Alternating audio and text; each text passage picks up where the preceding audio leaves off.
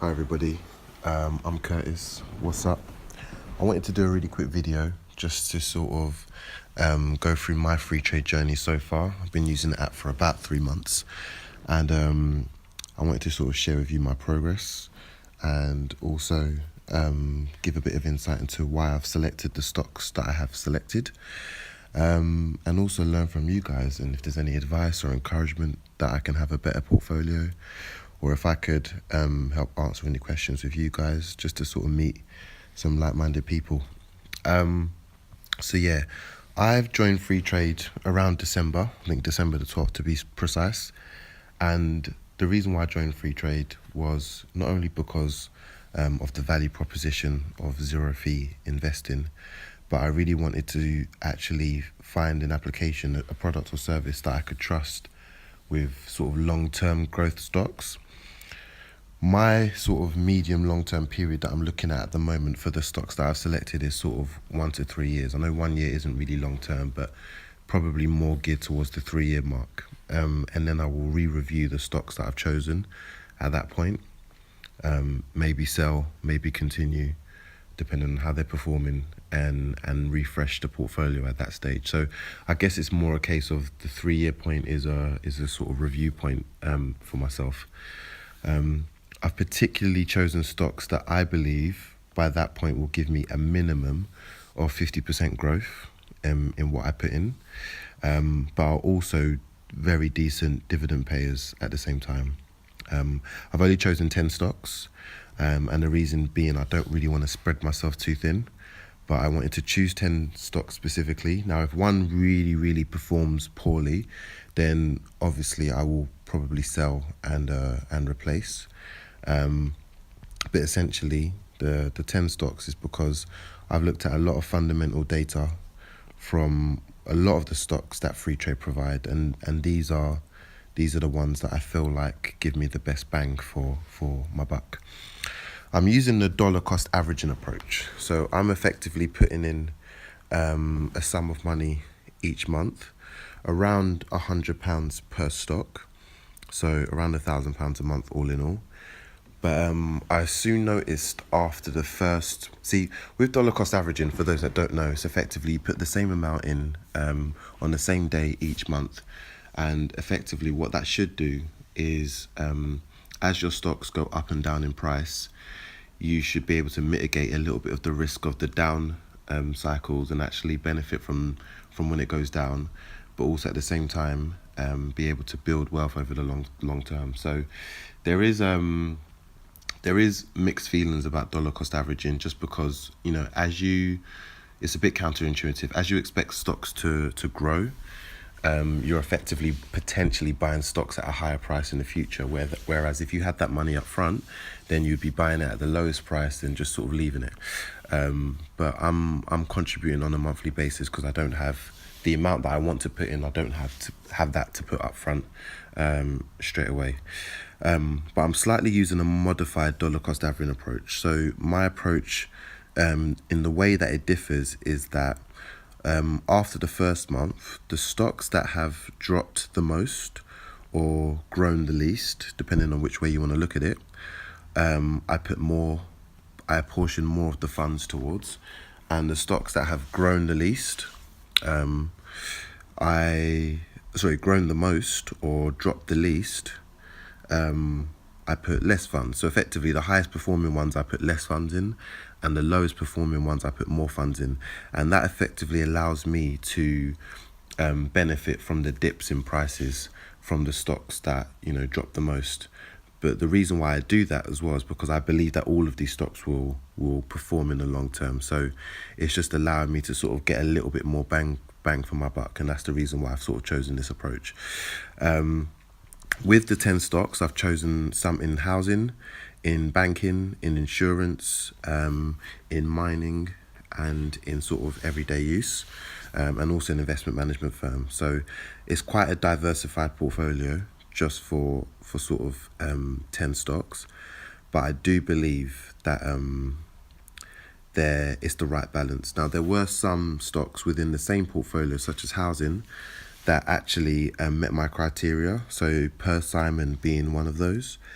But but because I didn't want to overexpose into one specific industry or sector, I decided against that and actually decided to diversify. At the moment, 3 months in, as you can see, I've invested 3,000. The ISA allowance is 20,000. So as you can see, I've invested 3,000, 17,000 remaining. And so far my profit is 373.51, which is about, 120, 125 or something a month, which is pretty decent. I think next month I'm going to try and put a little bit more in, just because usually before the sort of tax year period, stocks tend to have a little bit of a rally. So just to sort of get in before they kind of spike up, I might be able to take advantage of that natural growth. So I will probably try and do that. Now, and yeah, hopefully I'll create a new video and sort of update you on the progress of each of them. Now, just to sort of give you a bit of a background into why I've chosen these stocks, and I'll probably do separate videos to go into a bit more detail. I chose the housing stocks, particularly because their fundamental data, the balance sheets looked really good. They were limited in debt, a lot of assets obviously, but one of the key indicators for housing, although I know people are concerned from a Brexit standpoint, is looking at their order book. And I think both Barrett and Taylor Wimpey had a very strong order book, which basically means that they booked up, future house purchases, I think up to about 80 or 90% for the next sort of 18 months to 2 years. So that's a good indication of, long-term revenue coming in, especially within the time period that I'm looking at, and also profit as well. Within banks, I chose CYBG, Lloyds and Barclays. CYBG look after Yorkshire and Clydesdale, and they just paid a dividend, which is the reason why you can see the very small investment of 375 there. But also banking, I think, hasn't been disrupted as much as so there's some industries that have gone through what I consider wholesale disruption. So when you look at Airbnb and Uber, wholesale disruption is, you're on a global scale, your revenues are in the billions, and you're ready to even be floated. Now with banking, you've got Monzo and you've got Revolut, and they're great organizations that I believe in the next sort of 3 to 5 years they will be wholesale disruptors, but they haven't been adopted obviously as much as obviously regular banking. So I do think that there's still growth opportunity within the banking sector, and I do also think that because of the previous crash, I still believe that the prices are quite undervalued. So Lloyds, I bought in originally at I think it was 48 pence per share, and it's sort of now 60 pence per share, and that was in my original Lloyds investment at the beginning on the 12th of December. So as you can see, they are going, and I think Lloyds will probably double. So I expect Lloyds to go to about £1.10 per share within the 3-year period. So effectively, that will meet my 50% criteria quite comfortably. The insurance sector, Aviva and Legal in General, I chose. The insurance industry has gone up considerably over the last few years. In the last year, actually, it's gone up by about another 12.5%, which for such an established industry within the UK, that's a phenomenal amount of growth, especially when you're dealing in the billions. And I think in terms of disruption, there are some new players coming in trying to do, innovative things like pay-as-you-go insurance, as millennials and Gen Z do have, different insurance requirements. However, I think if these insurance companies, stay at the forefront of technology, find ways to leverage blockchain, and actually adopt some new types of insurance products for those cohorts and those demographics, then actually they're going to stay profitable. So I'm quite confident about Aviva and Legal in General. Man Group I hedged against myself. So that effectively is an investment management company. I chose them because I wanted to see my choices versus an investment management choices and see, how they differ and how I can sort of learn from them. So it was a bit of a sort of diversification play for myself and to sort of hedge against my own choices. But it did still meet criteria that I felt worthy over the 1 to 3 year period. But funny enough, it's the only one that's actually not performing as well as the others so far. So that doesn't mean I'm smarter than Man Group. I'm definitely not. But I think it goes to show that the criteria that I'm sort of looking at with mine seem to be holding up so far. So hopefully that will continue in the long term. I chose sentiment because I do believe getting into commodities is a very, very sound investment. However, I think as an infant investor myself, going directly into the commodities market is quite risky.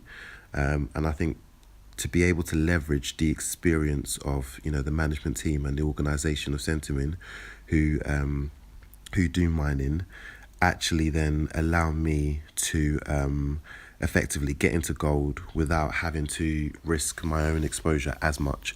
So Sentiment at the moment is one of the best performing. It actually was about 60% growth so far, but due to the fact that if you look at the graph, you can see in the last month, look at the trend line and how far it's gone up. So the reason why it's diluted down to about 20% is because I'm taking a dollar cost averaging approach, as I mentioned. So in effect, I've been buying at a higher price quite considerably with Sentiment. Therefore, the percentage growth has gone down from 60 to about 20%. But I will still continue with it. I still think in the long term it's going to pay off really, really well. So I think it's one to watch. And then I chose Imperial Brands. I think, although I think tobacco obviously is a household product that's not going anywhere in the UK anytime soon.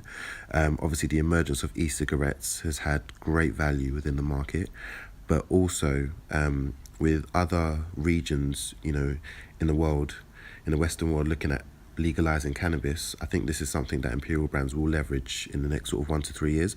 Obviously, I don't believe the UK will legalize cannabis, but Imperial Brands may have products that they will sell in other regions that sort of facilitate and leverage that cannabis market, which will then you'll still benefit from as an investor. So I think, I've only got 9 shares just because it's quite expensive at £26 per share, but I still think it's one to watch. So yeah, these are my 10 stocks. Taylor Wimpey Barrett. Well, I don't need to read them. You can see them all. And I hope you found that interesting. I hope you found that information useful. A bit of background about me. I actively day trade. So I'm a day trader on another application. But again, my purpose, my use case for free trade is more long-term growth investing, where I don't need to sort of worry about the ins and outs. With day trading, I tend to look at obviously technical data, charting data, patterns, etc. And I make my choices about what to sort of get in and out of on an intraday basis. I know obviously most investors are either fundamental analysts or technical analysts. I would say I'm a bit of both, because I do actually believe in both approaches, but I use them for sort of different purposes. Hopefully I'll do a video next week. Next week I'll probably actually fund a little bit more, as I said. You'll probably see the growth then drop considerably to start with. But then hopefully, as more videos go on, you'll see that it will increase. Anyway, I hope you found this useful. Definitely leave a comment, definitely like, definitely subscribe, engage with me, chat with me, and it'll be good to meet some of you guys and talk about your portfolios. If there's anything I can learn, if there's any questions you've got, then I'm definitely eager to meet like-minded people. So all the best with your portfolio. Happy investing. I wish you all the best and success, and I will speak to you soon. Take care.